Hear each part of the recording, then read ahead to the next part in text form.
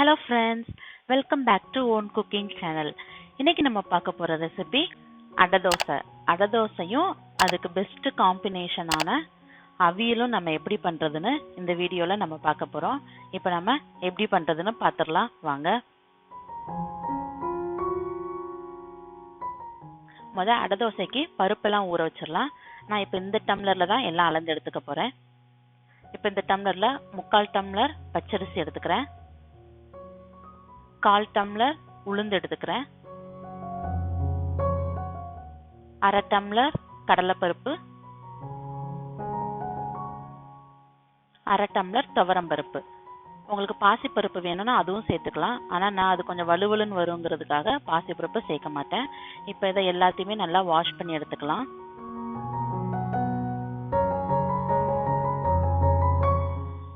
இப்போ நல்லா வாஷ் பண்ணி தண்ணி எல்லாத்தையும் இருத்து வச்சிருக்கேன். இப்போ இது காரத்துக்கு தேவையான அளவுக்கு வத்தல் சேர்த்துக்கலாம். நான் 4 வத்தல் சேர்த்துக்கிறேன்.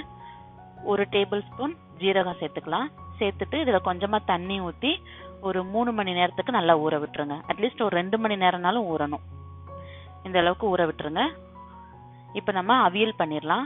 அவியல் பண்ணுறதுக்கு நான் முருங்கைக்காய், கேரட்டு, பீன்ஸு, அவரைக்காய் எடுத்து வச்சுருக்கிறேன். பச்சை மிளகாய் காரத்துக்கு நான் 4 பச்சை மிளகாய் எடுத்து வச்சுருக்கிறேன். இந்த மாதிரி காய்கறியெல்லாம் கொஞ்சம் நீளமாக கட் பண்ணி வச்சுக்கோங்க.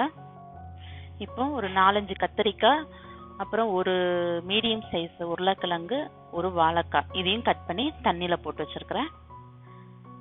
இப்போ நம்ம அவியல் எப்படி பண்ணுறதுன்னு பார்த்துடலாம். இப்போ ஒரு அடுப்பில் ஒரு கடாய் வச்சுருக்கிறேன். இதில் கட் பண்ணி வச்சுருக்கிற காய்கறிகள் எல்லாத்தையும் அதில் சேர்த்துக்கலாம்.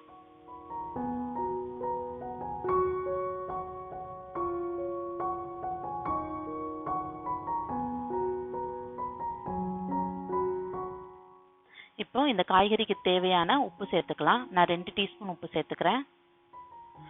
இப்போ காய்கறி வேகிறதுக்கு கொஞ்சமாக தண்ணி ஊற்றிக்கலாம். ரொம்ப தண்ணி ஊற்றிடாதீங்க, அப்புறம் அவியல் குழம்பு மாதிரி வந்துடும். நமக்கு செமி கிரேவியாக தான் வரணும்.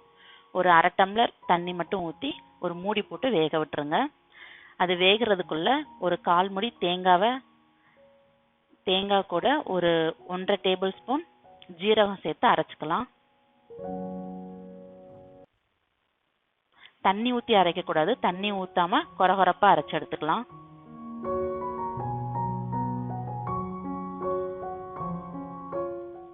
இப்போ நமக்கு காய் நல்லா வெந்திருக்கு. ரொம்ப குக் ஆகிடக்கூடாது. இந்த அளவுக்கு வெந்தாலே போதும். அப்போதான் சாப்பிடும்போது ரொம்ப நல்லா இருக்கும். இப்போ நம்ம அரைச்சி வச்சிருக்கிற தேங்காய் ஜீரக பேஸ்ட்டை இதில் போட்டுடலாம். போட்டுட்டு நல்லா மிக்ஸ் பண்ணிக்கோங்க. இதில் நம்ம மாங்காய் கூட சேர்க்கலாம். ஆனால் எனக்கு மாங்காய் டேஸ்ட்டு பிடிக்காது. அதனால் நான் தயிர் சேர்த்துக்கிறேன். ஒரு 4 டேபிள் ஸ்பூன் தயிர் சேர்த்துக்கிறேன். சேர்த்துட்டு இதை நல்லா மிக்ஸ் பண்ணிக்கோங்க. தயிர் சேர்த்ததுக்கப்புறம் நம்ம ரொம்ப நேரம் ஸ்டவ்வில் வைக்கக்கூடாது. லைட்டாக மிக்ஸ் பண்ணிவிட்டு கொஞ்சம் சூடேறினதும் நம்ம ஆஃப் பண்ணிடலாம். இப்போ நம்ம இந்த அவியலுக்கு ஒரு தாளிப்பு ரெடி பண்ணிடலாம். தேங்காய் எண்ணெயில் தாளிச்சாதான் இது டேஸ்ட்டு நல்லாயிருக்கும். இந்த அளவுக்கு கொஞ்சம் தாராளமாக எண்ணெய் ஊற்றிக்கலாம். ஊற்றிட்டு கடுகு, உளுத்தம் பருப்பு போட்டு தாளிச்சுக்கிறேன். கொஞ்சமாக கருவேப்பிலை போட்டுக்கிறேன். சின்ன வெங்காயத்தை இந்த மாதிரி குட்டியாக கட் பண்ணி வச்சுருக்கிறேன். அதையும் சேர்த்துக்கலாம். சேர்த்துட்டு நல்லா கோல்டன் ப்ரௌன் கலரில் வர்ற வரைக்கும் நல்லா ஃப்ரை பண்ணுங்கள். நம்ம அவியல் சாப்பிடும்போது இந்த வெங்காயம் வாயில் கடிப்படும் போது டேஸ்ட்டு சூப்பராக இருக்கும். அதனால தான் இந்த தாளிப்பு ரெடி பண்ணி போடுறோம். இப்போ இந்த தாளிப்பை அவியலில் சேர்த்து நல்லா மிக்ஸ் பண்ணிக்கோங்க. இப்போ நமக்கு ரொம்ப சிம்பிளாக அது ரொம்ப டேஸ்டான அவியல் ரெடி ஆகிட்டு இப்போ நம்ம அடை தோசை ரெடி பண்ணிடலாம். இப்போ நம்ம ஊற வச்சுருக்கோம். 2 மணி நேரம் ஆகிட்டு இந்த அளவுக்கு நல்லா ஊறி இருக்கு. இப்போ இதை மிக்ஸி ஜாரில் போட்டு இதை அரைச்சி எடுத்துக்கலாம்.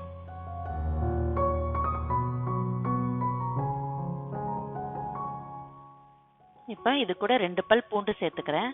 சேர்த்துட்டு இதை ரொம்ப நைஸாக அரைச்சிடக்கூடாது. கொரகொரப்பாக வர்ற அளவுக்கு நல்லா அரைச்சிக்கோங்க. கொரகொரப்பாக அரைச்சாதான் நம்ம தோசை ஊற்றும் போது நல்லா கிறிஸ்பியாக டேஸ்ட்டாக வரும். இந்த அளவுக்கு அரைச்சி எடுத்து வச்சுக்கிறேன். இப்போ தோசை ஊற்றுற அளவுக்கு எவ்வளோ தண்ணி வேணுமோ அந்த அளவுக்கு நம்ம ஊற்றி மிக்ஸ் பண்ணி வச்சுக்கலாம். இப்போ இந்த அடை மாவுக்கு ஒரு தாளிப்பு ரெடி பண்ணிக்கலாம். ஒரு பேன் வச்சுட்டு கொஞ்சமாக எண்ணெய் ஊற்றிக்கிறேன். இதில் ஒரு மீடியம் சைஸ் வெங்காயம் கட் பண்ணி வச்சுருக்கிறேன். கொஞ்சம் கருவேப்பிலை எடுத்து வச்சுருக்கிறேன். இதை போட்டு நல்லா வதக்கிக்கோங்க. உங்ககிட்ட முருங்கைக்கீரை கிடைச்சதுன்னா அதையும் சேர்த்துக்கோங்க. டேஸ்ட்டு சூப்பராக இருக்கும். இப்போ கொஞ்சமாக பெருங்காயத்தூள் சேர்த்துக்கலாம்.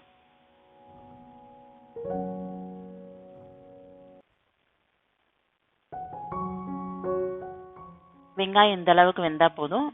இப்போ அதை இந்த மாவுல சேர்த்துடலாம்.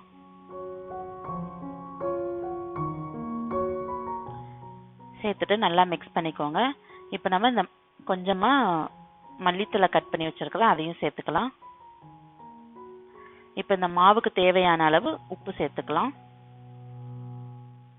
சேர்த்துட்டு நல்லா மிக்ஸ் பண்ணிக்கோங்க. இப்போ நமக்கு மாவு ரெடி ஆயிட்டு இப்போ நம்ம எப்படி தோசை ஊத்துறதுன்னு பார்க்கலாம். இப்போ ஒரு கல் வச்சிருக்கிறேன். கல் சூடேறினதும் ரொம்ப திக்கா ஊத்தாதீங்க, கிறிஸ்பியா வராது.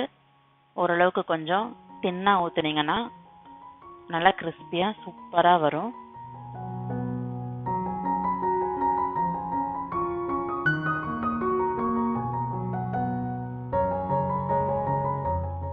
இந்த அளவுக்கு ஊத்திட்டு மேல கொஞ்சம் எண்ணெய் ஊத்திக்கோங்க.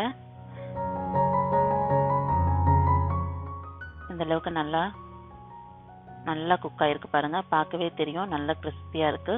இப்போ நமக்கு ரொம்ப சுவையான அடை தோசை ரெடி ஆயிட்டு அதை இந்த அவியல் அண்ட் தேங்காய் சட்னியோட சர்வ் பண்ணி பாருங்க.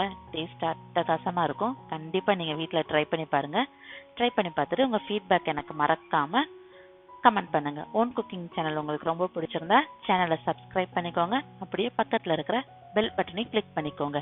ஓகே ஃப்ரெண்ட்ஸ், நெக்ஸ்ட் ஒரு இன்ட்ரெஸ்டிங்கான ரெசிபியோட நான் உங்களை மீட் பண்றேன். அது வரைக்கும் பாய்.